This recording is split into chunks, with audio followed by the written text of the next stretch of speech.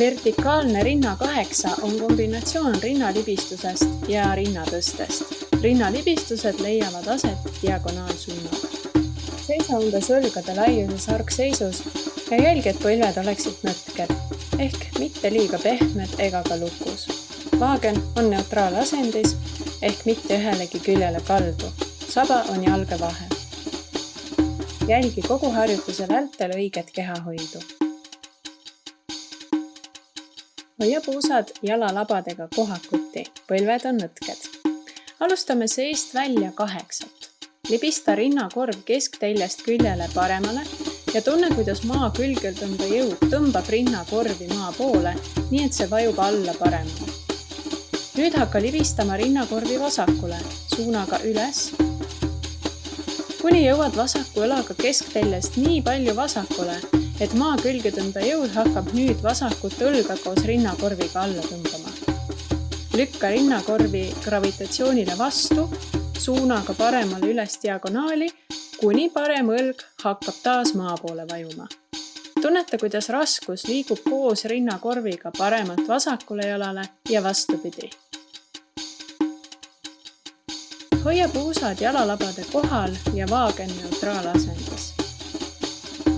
Püüa selja ja õlgadega liigutusele mitte kaasa aidata. Võid kujutada oma kehas vulkaanilist energiat, mis liigub mööda keha kesktelge üles ja voolab külgedele välja.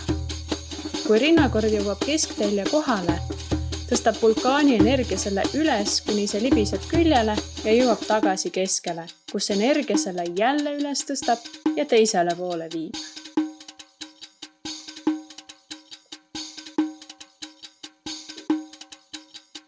Väga hea.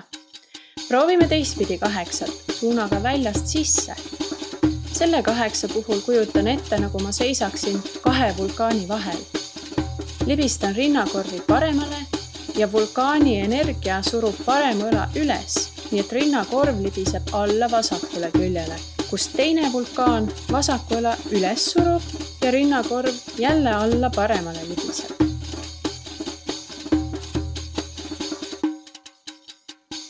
Jällegi jälgi, kuidas raskus vaheldub ühelt jalalt teisele koos rinnakorviga.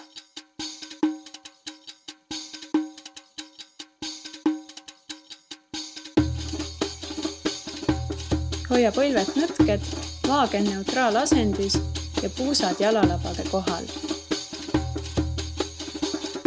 Õlad, kael ja selg on lõdvestunud ega suuna liigutust.